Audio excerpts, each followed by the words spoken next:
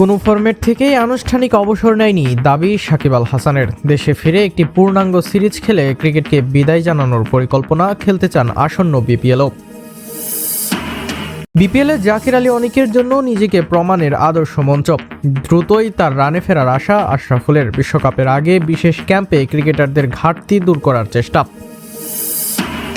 আগামী বছর মার্চে দেশে প্রথমবার মাঠে গড়াবে নারী বিপিএল। প্রত্যাশা বিসিবি নারী উইংয়ের। ক্রিকেটারদের সুযোগ সুবিধা বাড়ানোর প্রতিশ্রুতি করার রুবাবা দৌলার। কোনো ফরম্যাট থেকেই আনুষ্ঠানিকভাবে অবসর নেয়নি, একটি পূর্ণাঙ্গ সিরিজ খেলে তবেই ক্রিকেটকে বিদায় জানাতে চাই। দেশের বাইরে দেয়া এক পডকাস্টে প্রথমবারের মতো নিজের ভবিষ্যৎ নিয়ে এমন স্পষ্ট কথা বললেন সাকিব আল হাসান। বর্তমান সময়টা বাইরে কাটলেও অবশ্যই দেশে ফিরে আসবেন বলে ইচ্ছা প্রকাশ করেন সাবেক বিশ্বসেরা অলরাউন্ডার। দেশের ক্রিকেটে যা দিয়েছেন তাতে সাকিব আল হাসানের ক্রিকেট থেকে বিদায়ের আনুষ্ঠানিকতা হবে বর্ণিল তা বলার অপেক্ষা রাখে না। তবে একটি রাজনৈতিক দলের সঙ্গে জড়িয়ে যাওয়া এবং পরবর্তীতে সৃষ্ট প্রেক্ষাপটে তার সবকিছুই এখন এলোমেলো। যদিও এখনও সুন্দর সমাপ্তির প্রত্যাশাতেই আছেন সাকিব।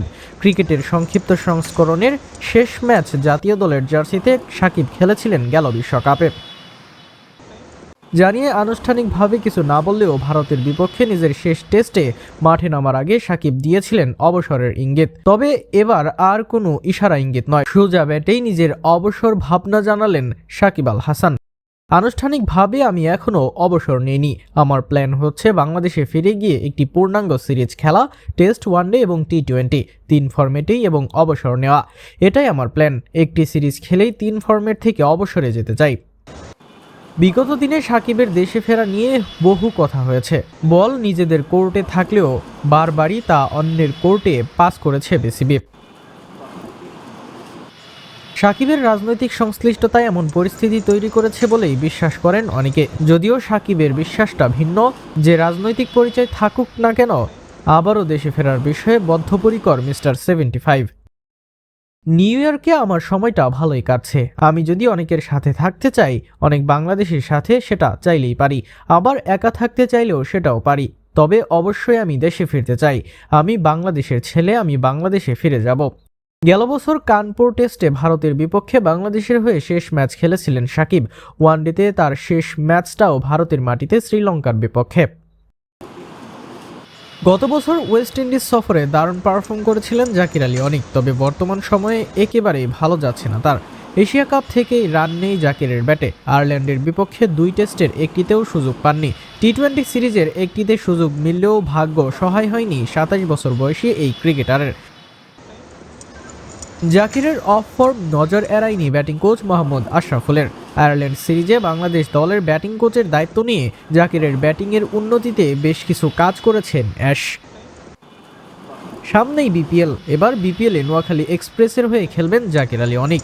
প্রথমবারের মতো দল পাওয়া নোয়াখালীতে এবার কোচ হিসেবে আছেন অভিজ্ঞ খালেদ মাহমুদ সুজন। তার সংস্পর্শে থেকে দ্রুত সমস্যাগুলো কাটিয়ে বিপিএলে ছন্দ খুঁজে পাবেন জাকির, আশা আশরাফুলের। বিপিএলটা খুব ভালো একটা প্ল্যাটফর্ম তার জন্য, এবং ভালো জায়গায় সে গিয়েছেন। সুজন ভাই আছেন হেড কোচ হিসাবে, এবং তো আমি শিওর যে বিপিএলে সে তার ভালো রিদমে চলে আসবে।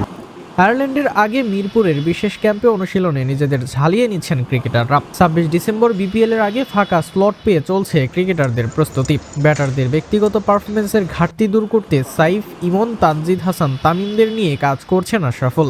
এই ক্যাম্প থেকে বিশ্বকাপের আগেই ক্রিকেটারদের নিজেদের সমস্যা দূর করতে সক্ষম হবে বলে মনে করেন তিনি। প্রশংসায় ভাসিয়েছেন সাইফ হাসানকে। সাইফের ক্যারিয়ারে বিপিএলের অবদানও স্বীকার করলেন টাইগারদের ব্যাটিং কোচ। বিশ্বকাপের আগে এই ক্যাম্প নিয়ে আশাবাদী মোহাম্মদ আশরাফুল। বিশ্বকাপ সূচি ঘোষণার পর থেকেই হিসাব মেলাতে বসে গেছেন ফুটবল প্রেমীরা। বাংলাদেশিদের জন্য 12টায় শুরু হবে এবারের বিশ্বকাপ ম্যাচ। রাত 11টায় যেমন খেলা আছে, তেমনি পরদিন সকাল 10টা পর্যন্ত প্রায় প্রতি ঘন্টাতে ম্যাচ। ফাইনাল হবে অবশ্য স্থানীয় সময় দুপুর 3টায়। তা নিয়ে আপত্তি ফুটবলারদের সংগঠন ফিফপ্রোর। তবে টেলিভিশন দর্শকদের আকৃষ্ট করাই মূল লক্ষ্য বলে জানিয়েছে ফিফা। বিশ্বকাপ ফুটবল মানেই উৎসব। সেই উৎসব আসে 4 বছর পর পর। কিন্তু এবারের বিশ্বকাপ যেন বিপদ ডেকে এনেছে বিশ্ববাসীর জন্য। অন্তত ইউরোপ, এশিয়া, অস্ট্রেলিয়া মহাদেশের বিশাল সংখ্যক ফুটবল প্রেমীদের জন্য। বিশ্বকাপ দেখতে হলে বসতে হবে হিসাব খাতা নিয়ে, কেননা সময়ের অসম পার্থক্য আর অসংখ্য সময় ম্যাচ থাকায় কোন ম্যাচ কখন হবে সেটা মনে রাখা দুঃসাধ্য। শনিবার রাতে বিশ্বকাপের যে সূচি প্রকাশ করেছে ফিফা, সেখানে দেখা মিলেছে 12টায় শুরু হবে ম্যাচ। বাংলাদেশের সময় অনুযায়ী রাত 11টায় শুরু হয়ে পরদিন সকাল 10টা পর্যন্ত প্রায় প্রতি ঘন্টায় আছে কোনো না কোনো দিন খেলা। স্থানীয় সময় দুপুর 1টা থেকে শুরু হবে প্রথম ম্যাচ। ইউরোপ ও এশিয়ার বিশাল জনসংখ্যাকে টার্গেট করতেই এমন সময়ের ভিন্নতা। সঙ্গে তো আছেই যুক্তরাষ্ট্র, কানাডা ও মেক্সিকোর 8টি ইউনিক টাইম জোন। শুধু একটি উদাহরণই যথেষ্ট টেলিভিশন দর্শককে কতটা বিবেচনায় নিয়েছে ফিফা তা বোঝাতে। 19 জুলাই ফাইনাল হবে নিউ জার্সির মেটলাইফ স্টেডিয়ামে। সে স্টেডিয়াম উন্মুক্ত। খেলা শুরু দুপুর 3টায়, যেখানে গত 3 দশকে দুপুরের গড় তাপমাত্রা 28 ডিগ্রি সেলসিয়াস। জুন জুলাইয়ের প্রচণ্ড গরমের মাঝে কেন এই সময় বেছে নিয়েছে ফিফা? সরাসরি উত্তর দিয়েছেন ফিফার চিফ টুর্নামেন্ট অফিসার। এটা বিশ্বকাপ ফাইনাল, যত বেশি মানুষ টেলিভিশনের পর্দায় দেখবে তত টুর্নামেন্টের সাফল্য। আমরা তাপমাত্রার দিকেও নজর দিয়েছি, আর খুব বেশি ম্যাচ নিয়ে এমন আলোচনা হচ্ছে না। ফুটবলের দেশ ইংল্যান্ডের সমর্থকদের চিন্তাটাও কম নয়। খেলা দেখতে ভোর 5টায়ও ঘুম থেকে উঠতে হবে তাদের।